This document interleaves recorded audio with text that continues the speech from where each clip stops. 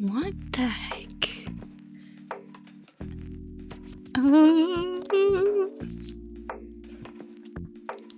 Hello, it's me. I only made half my notes and then I got bored of making notes. So let's just talk. It's I read 8 horror books in July. I mean, June was fantasy month, which was fine, but I was itching to read something spooky and gory, so I picked what looked like the 8 spookiest or goriest reads in my pre-existing bookshelf for July. Let's get into it. I have a new lighting setup also. Last month I got the microphone. Today we're illuminated by that. Not the pusheen. The lamp. Because I can make that purple. And the one I normally use is overhead and I can't make it purple. And today felt like a purple day. Sometimes it does. I don't have a drink. I'm just gonna talk and hope I don't get tired? What is it called? Dry? Okay. The first book...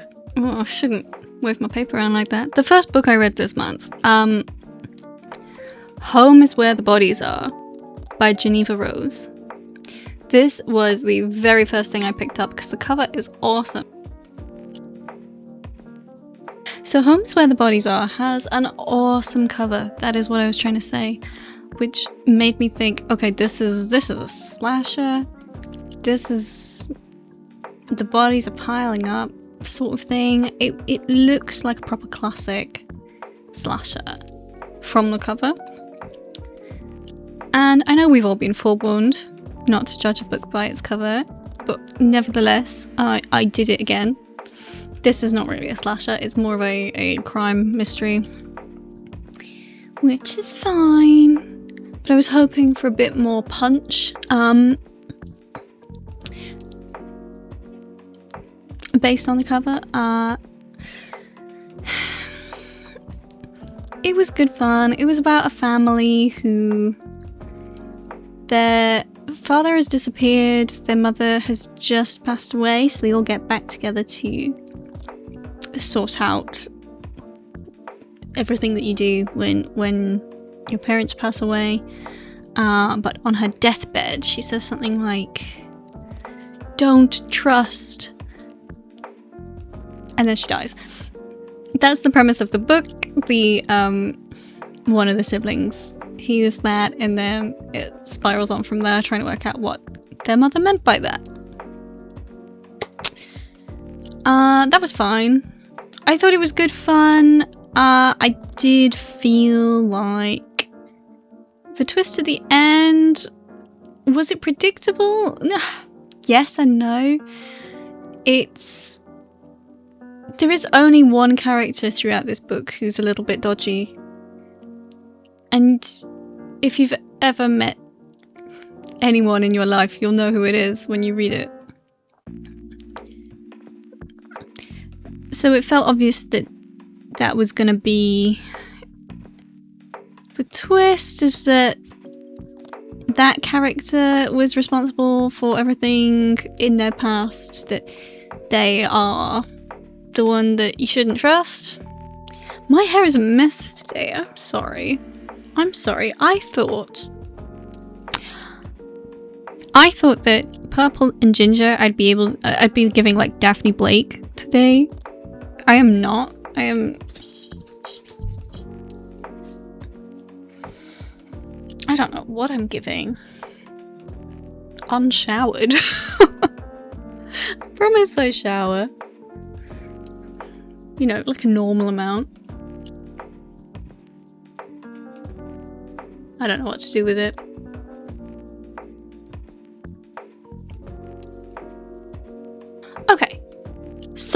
I was saying is I felt a bit misguided by my expectations for this book.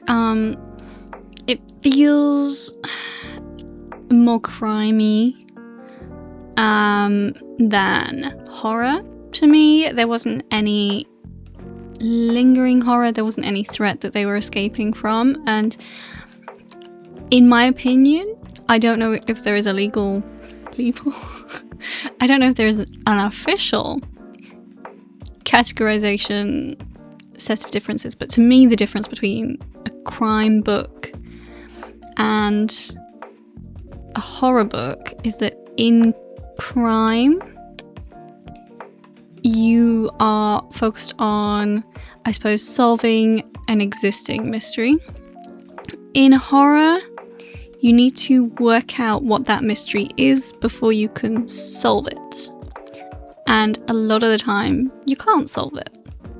Whereas in crime, it's always about that outcome, working out a good old whodunit, you know what I mean? And this book felt more like that to me, which is fine. But I wanted a slasher, which is specifically where the killer is still on the loose and still killing. If the killer is still on the loose, but there is no active threat to the protagonist, it's crime. I have to feel the threat. I have to feel threatened. I didn't feel very threatened reading this. I don't read to relax. What do you take me for? I read so I can be scared. I love feeling bad. So, hey, it was still good fun. Is it my fault that I was misguided? Maybe. I never really know whose fault it is. It's no one's fault. But hey, I am gonna say, for me, this was a 3 out of 5. It did not live up to my expectations. There was not a lot going on until right at the end when it all comes out, like the truth, as it were. Not very fast-paced, not a lot of drama in terms of violent drama. There's a lot of family drama, if that's the sort of thing you're into. But hey, less for me than I'd hoped. My 3 is probably swayed by that a bit more than the actual content or writing in the book. But hey, this is my opinion. That's okay. Next, I read Filth Eaters by Ito Romo. This is a vampire story that crosses through multiple generations and eras. I am a sucker for a book that crosses over multiple eras. I just love that sort of thing. Seeing all the interconnected aspects and characters, I love it. So I knew when I read the blurb for this book, I had to get it. Is it as kind of, off-kilter as the cover suggests? Once again, no. I was out here picking up these books like, hey, fantasy's done. I want something crazy. I want something horrible. This is not...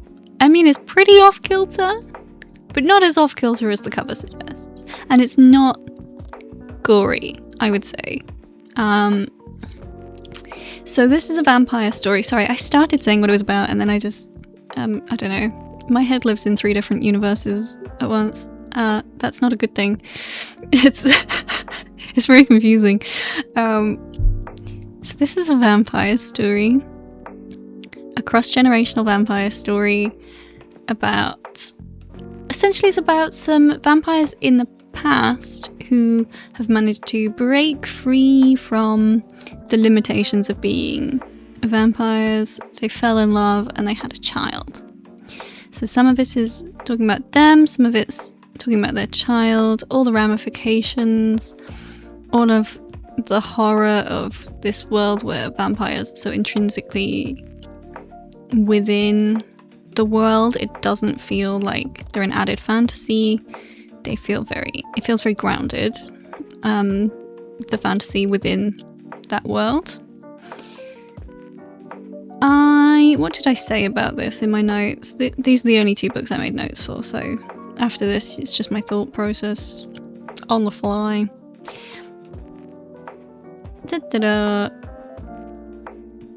No, that is all I said. It is fun, it's a bit different. It's a pretty unique spin on vampires, which are a hard trope to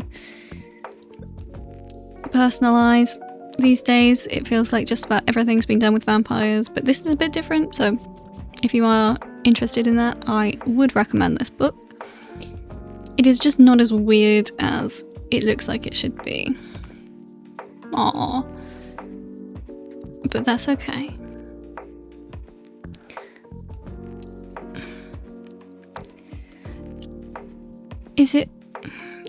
There's nothing particularly memorable about it, but it was a bit different and it was a bit fun, and I did enjoy it, but just not as much as I thought I would. 4 out of 5. Very, very strong premise, very interesting, very good writing, but a bit heavy to read for me sometimes. This comes from my personal preference of I like things to be quite lowbrow, fast-paced.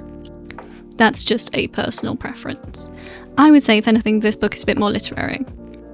As far as literary horror goes, this could be within that crossover. So, that was Filth Eaters. Next, moving swiftly on, I needed something more reliable, something I knew what I was going to get, and that is to say, I knew I would have no idea what I was going to get, and that is The Last House on Needless Street by Catriona Ward. If you've listened to me ramble about books before, you know I love Catriona Ward. I think she is the master of the plot twist. No one does a plot twist like Catriona Ward. It's her whole shebang. And this was the book that really plummeted her to the top of her game. I don't think it's her first book, I'm not sure, but it was definitely the first really popular book of hers. So I felt like I was in safe hands, and I was, of course I was. This is a great story about it's gonna be really hard to explain this without giving anything away, because to tell you what it's actually about would spoil the whole premise of the book, so I'm not going to do that. But it's about a man who has different mental health struggles. I believe he has a learning disability. That's the setup, that's the idea. I don't like using the word disability, but my brain, I can't remember the better way of putting that, so if I can find a better way of saying that, I will include that on the screen later. I don't think the word disability is very kind, especially as a lot of this book revolves around that and dissecting that and looking into his worldview and how he sees things, how he approaches problems, how he approaches relationships. Okay? It is very, very well done on that front, and that is why the whole premise works. I really can't say any more except that the backstory to this is that a child went missing by a lake close to where this man lives, about 10 years before the start of the book. And this book will keep you guessing about what really happened, who was really involved. There's all sorts. One of the POVs is his cat, who is very Christian and a lesbian. So really, every time you read Catriona Ward, you have to dissect what she's saying, because it will all be relevant later. This, for me, I would say is a 5 out of 5 book. It's still not my favourite of hers. My favourite is still the very first one that I read I don't know if I've ever talked about it. I feel like I have. I won't go into too much detail. But that was Looking Glass Sound. That is my absolute favourite. I don't know if it still would be, or if it's just because that is the first Catriona Ward book I ever read. So I wasn't expecting the level of plot twisting and the way she dissects perspective. But she does a lot of that. Now I know to expect that. Maybe it takes away from some of the element of surprise, because I'm treating the whole book like a big puzzle. And I think that is the way to read all her books. They are all a big puzzle. Everything you are reading is relevant always. And I love that. I think she is so clever. I do not have a brain like hers. I never will. I can write my whole life. I can study writing my whole life. And on my deathbed, I will not be able to do the things that Catriona Ward does. So there you go. That's a 5. That's 5 out of 5 for me. After that, I went into some self-pub again. I do occasionally dip my toes in self-pub, even though I would say I'm a pretty commercial girly. I read There's an Evil Void in My House by David Royce. This is a really tiny weeny book. It's so tiny, you could read it so quickly. And it's okay. I have really mixed feelings about this book. So, it calls itself a horror comedy novella. Is it that? Yes, but it's trying a bit too hard to be that. Maybe I just didn't gel with the style of humour. It's very crude, but it felt like every other sentence was meant to be a cheeky one-liner. Very sexual humour, which, if it's every other sentence, for me is a bit much. I don't need all that. I really don't. That put me off a bit. However, when the jokes were not that, I thought it was actually funny. And that is something that's really hard to pull off. Horror and comedy are so intrinsically intertwined in ways that it's very hard to do right, but it's also very hard to not acknowledge.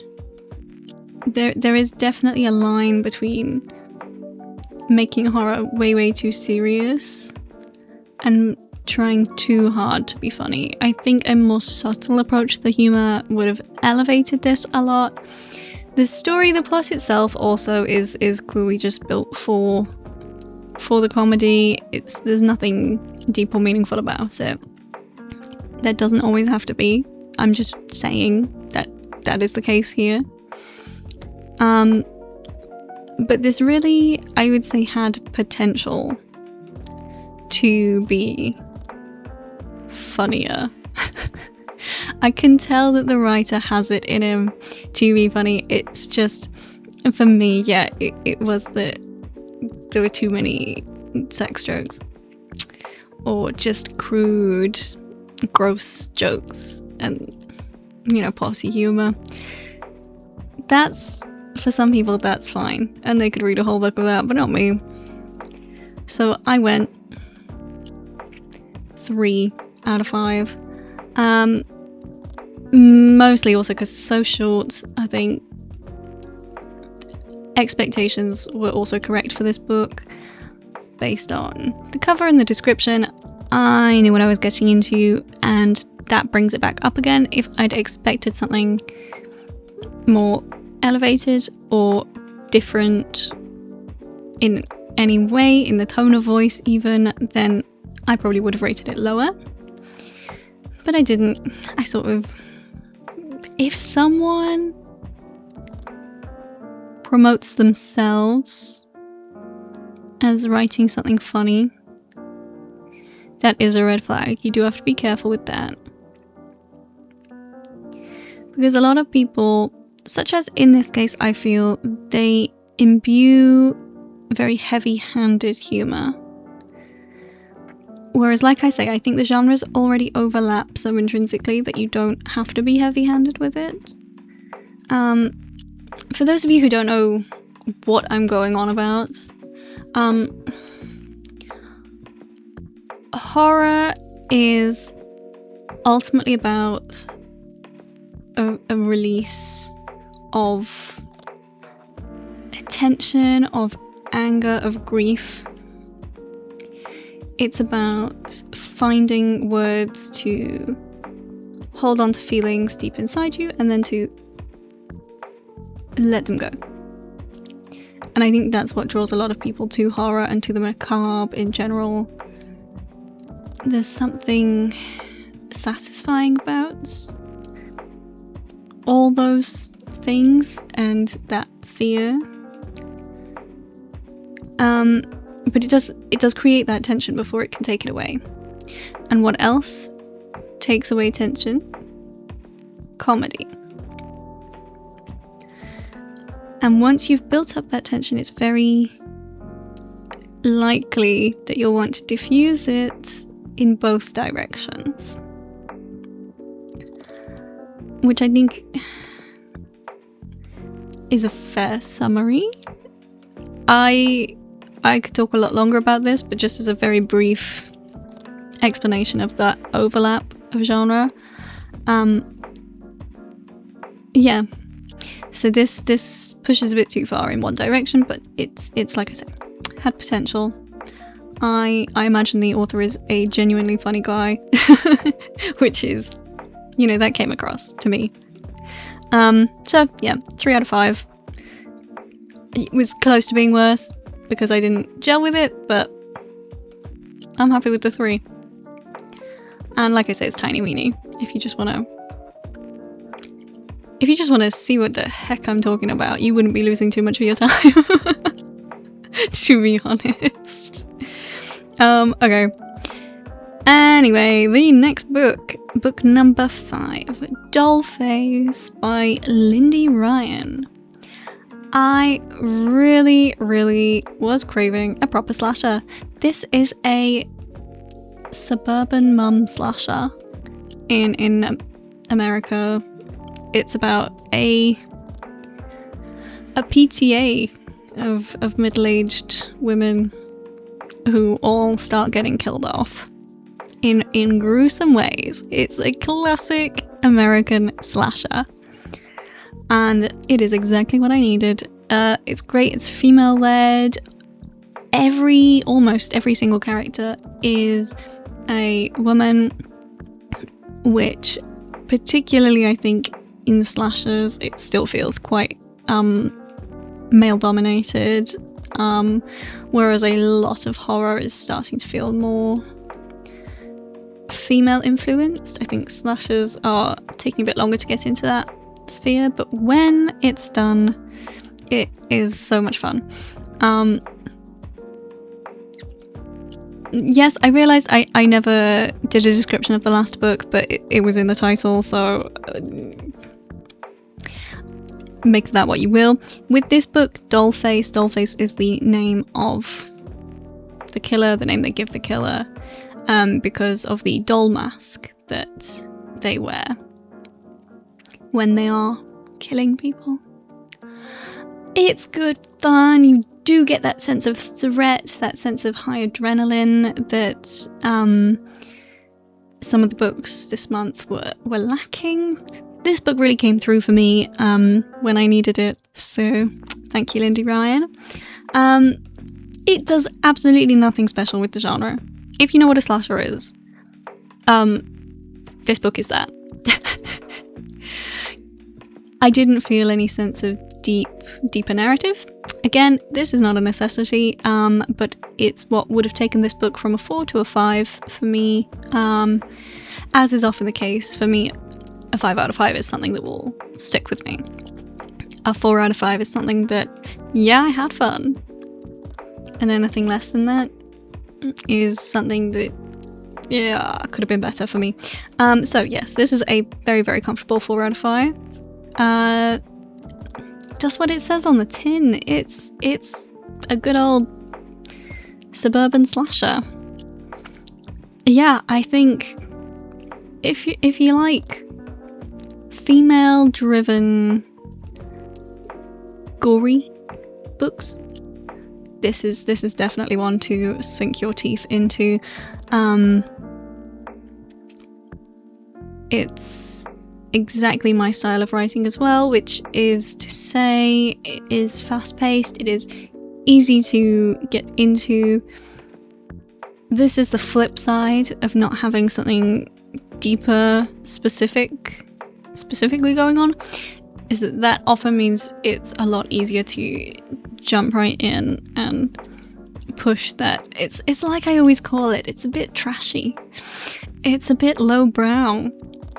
It's exactly that kind of book where you know, and the writer knows, that you are just reading it for murder. You're just reading it for the gore.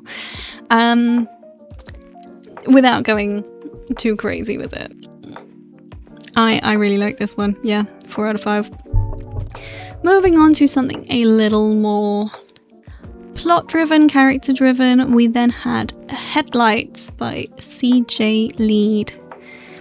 This is about a detective who's trying to get away from a case that he was unable to solve a few years ago, wherein random people would turn up in random locations wearing the skin of another dead person with no memory of how they got there or whether they'd committed a crime. This starts up again, essentially. So he thinks he's escaped this. He never solved it, but it stopped happening. Well, guess what? It didn't stop. It was just lying in wait. I think that... Okay, this one was interesting. To me, this felt like a very masculine narrative. There were times I was reading it, I was like, oh, you can tell a man wrote this. It is a woman. Author. And that, in a way, changed my perception of the book. It felt, to me, that... while it didn't change what I took away from the book and my experience of reading the book, it did change my opinion of the book at the end of the writing, because what I realised is that she must have done that deliberately to feel like a grizzled, middle-aged man, and she did it so well that I was having thoughts like, you can tell a man wrote this. That was very impressive. On a purely stylistic level, which I just didn't expect at all. Anyway, so that would have lowered the rating, except it didn't. Did it put it up? No, it just didn't lower it. Note, there is a difference. I really liked the detective side of this. I liked the gruesome kills side of this. There was always, it doesn't hide the fact there's a slight supernatural element going on, and that's why they were unable to solve the case the first time. It's because they're looking at very human solutions to a supernatural problem. It does not hide that. And yet at the end, when the resolution is very supernatural, I did feel a bit cheated out of the detective narrative. That is my only real flaw with this book. It does get more supernatural towards the end. And that's, like I say, it was mentioned early on, it's not hiding it from you, it's not a secret. I think just the balance of the supernatural to the human shifts quite dramatically quite late on. that's why it feels a bit like a cheat ending. But you're in it for the chase, I suppose, so that doesn't take that much away for me. It's good fun. It's a bit sexy in like a nice way. Sometimes that can really take away from a horror narrative, but here it works.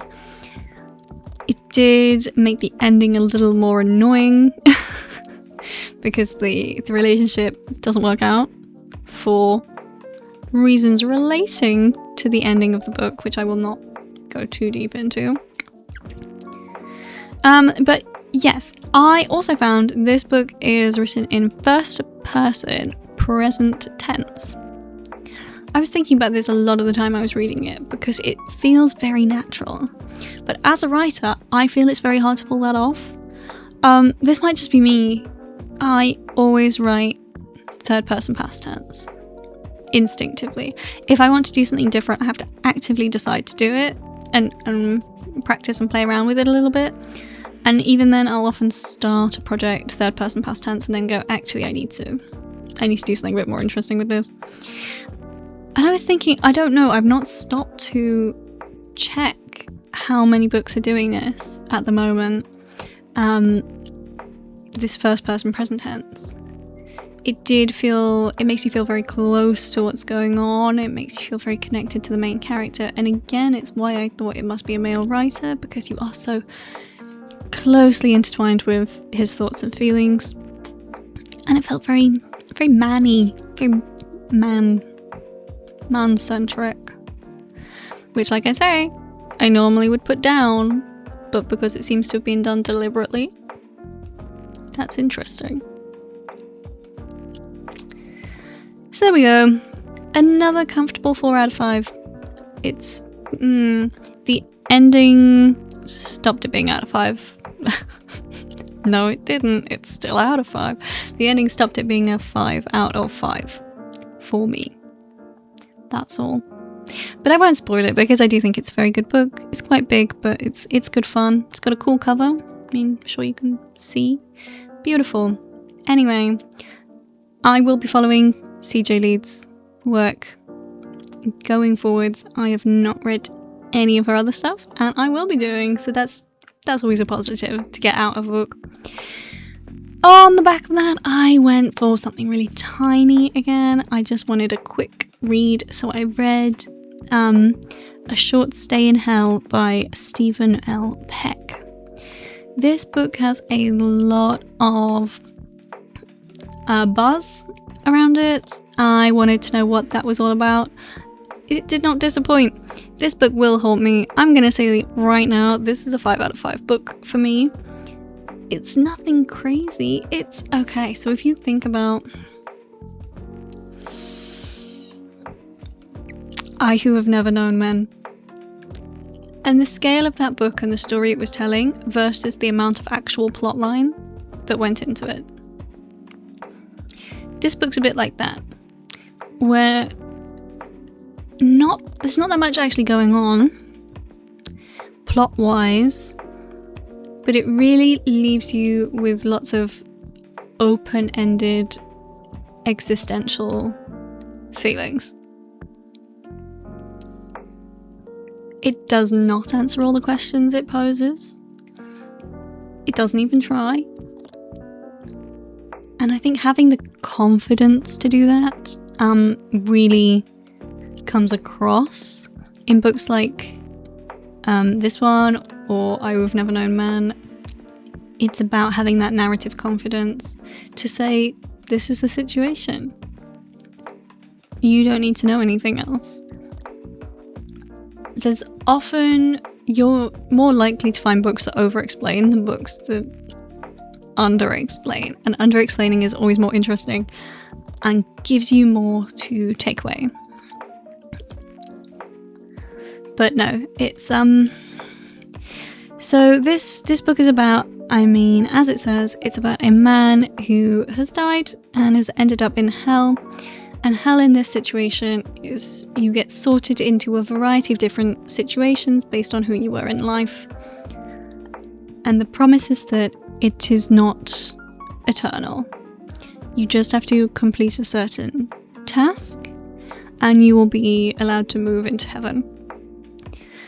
And this man finds himself in a library based on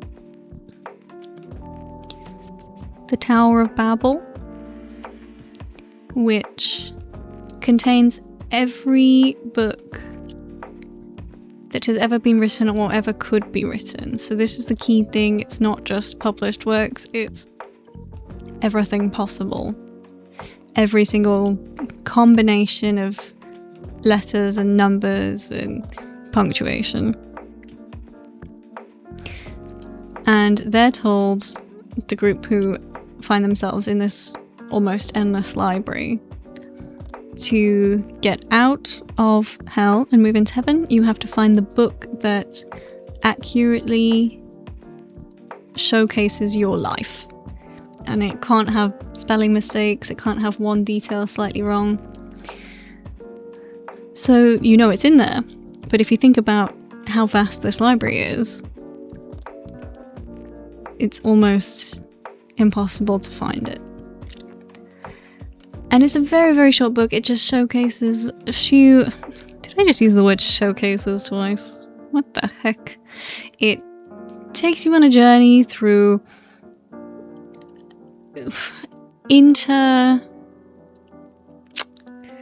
Oh, what am I trying to say?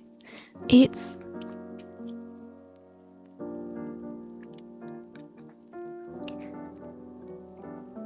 the different people who found themselves in this situation. How their behaviors and relationships change over time. How they build up a small society and then eventually lose a whole society. I think that's the best way of putting it. It is very existential. If that's not what you're looking for, don't read this. But if you want to have some thoughts, and this, you liked I Who Have Never Known Men, you will like this. That is what I think. That is what I think. There you go. Okay, then we're on to our last book for the month. Book number 8, Model Home by Rivers Solomon. This is a haunted house story. There's always a haunted house story.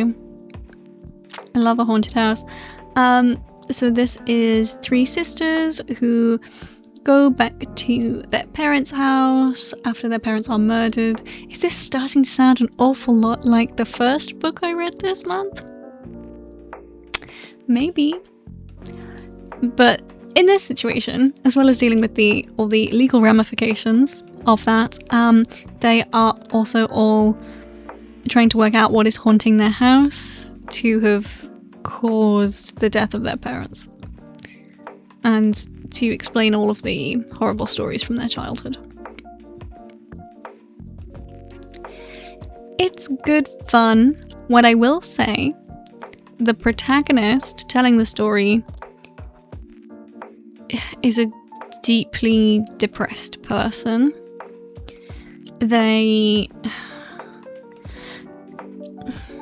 It can be hard to read at times because it feels like there's a lot of repetition where they are just talking about how hard things are and how detached they feel in many ways, how they're zoned out sometimes, how everything stems back to them. It feels very self-centric. However, the self-centric view is one that is very depressing and quite difficult to read through over and over again. I understand why it's done that way. That is an accurate depiction of how it feels to live with conditions like that. It did pull me out of the story a little bit because it was so repetitive and so... It felt like it was not just repetitive, but it was not relevant most of the time. Is it relevant in general? Yes. But is it relevant every single time you tell me 3 times every page how rubbish you're feeling? Not every time. Something I thought this book does that's really interesting is it's an interesting twist on the haunted house trope. I'm not going to say too much because it would be a spoiler for the reveal at the end, but it is not being haunted in the way you think it is. And I like that this book's built up with the structure of a classic haunted house story where you as the reader know it's haunted. The book spends a while trying to convince the characters it's haunted, and then the characters have to convince everybody else. So this whole time you're like, okay, come on, we know it's haunted, let's get a move on. Turns out it's a bit more than that. I won't tell you what, but it is quite interesting. Like I say, I think the book's a bit too long because it has a lot of this repetition and it could have that slightly faster pace, but ultimately solid 4 out of 5 to end the month, so that's not so bad. Okay, so book recommendation of the month. I was thinking about the fantasy books, and I've also been thinking about young adult and kids books, and I wanted to say anyone who enjoys a little bit of younger audience writing should read Inkspell.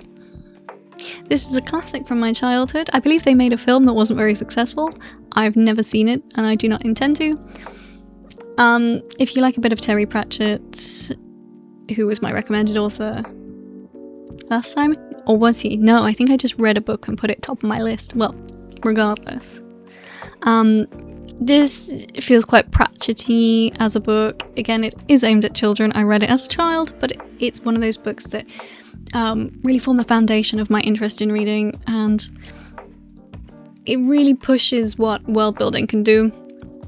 If you're looking for an alternative, fun, magical story for people of a certain age, to you know, if you don't want to read about magic schools anymore, this is a really great alternative. It is a series, the books are huge, but that's fine. You can handle it. I believe in you. So that's Inkspell and subsequent series. So let's rank those books from the bottom. The lowest is There's an Evil Void in My House. There's an evil void in my house. I can't even talk. God, this is why I need to bring a drink with me. I've also been very still. I don't know if you've noticed. Normally I move around a bit more, like this. But this whole video, I've been hunched over this microphone like my life depends on it. I'm like, have you guys read this book? It's a good one. Why am I doing that? I don't know. I don't know. Sorry. So, yes. The lowest is There's an Evil Void in My House. Do I have a vendetta against self-pub books? No, I don't. I'm sorry. I'm sorry. Yeah, I'm not going to linger on that. One above that. Probably, there is a big gap here. There's a solid group that are in the middle, and it's quite hard to move them around, but it's place them. Filth Eaters would be next up. It was fine. There's nothing wrong with it, and I really like the premise, but it was a bit forgettable. It's also suffering the first book of the month curse. No, it isn't, because it was the second book I read. I was going to say, I'm more likely to forget books I read at the beginning. I suppose second book still counts. It's fine. One up from that is the first book I read. Home is Where the Bodies Are. Just didn't deliver for me.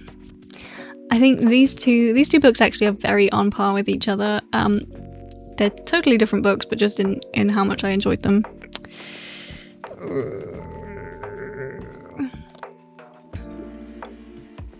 I might even swap them. You know what? Don't worry about it. They're together. They're a joint place. Next up from that, Model Home by River Solomon. For all the reasons I've just said, it's a good twist on a haunted house. If you want to know more, you have to read it. I still recommend it. I just think parts of it can be a slog. There's a lot of books like that. One up from Model Home, we have... Ooh, we're getting into the good ones. We have Headlights by CJ Leede. Yeah, the ending really threw me off here. But that's okay. The rest of the book's still very good, and I've seen a lot of people recommending this book online, so do check it out. Also, I just think it could have gone a bit more into the wearing the skin of someone else thing. That was very much a leading premise for me, and you don't see too much of it. It goes more into the supernatural, like I say. One up from that, Dollface, because I really wanted to read a slasher this month. Nothing special, it's just a slasher, but it's fun and it's female led and it's you know, nice fast paced killer on the loose sort of book. So that's great. Next up from that is, where are we up to? I think we only have 2 left. So these are both 5 out of 5 books for me. I'm going to do something slightly controversial. I'm going to say A Short Stay in Hell is number 2. It comes in second place. Is it the book out of the 2 of these that will stick with me more, that will haunt me more? Absolutely. However, coming in hot at number 1 is The Last House on Needless Street. I think this is just such an interesting depiction of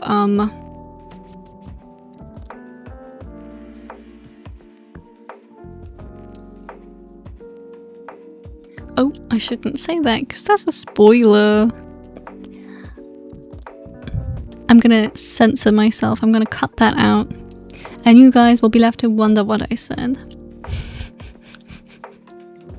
You don't know what that was, and you won't unless you read The Last House on Needless Street.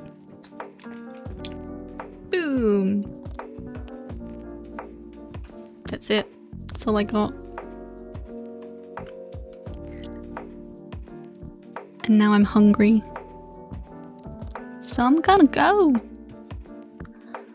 I'll see you next month to talk about all the books I've been reading this month. Sneak peek, I've just finished today, The House That Horror Built. So if you want to know how horror built a house with its own 2 hands, what did it put in there? Find out next month. In the meantime, stay spooky.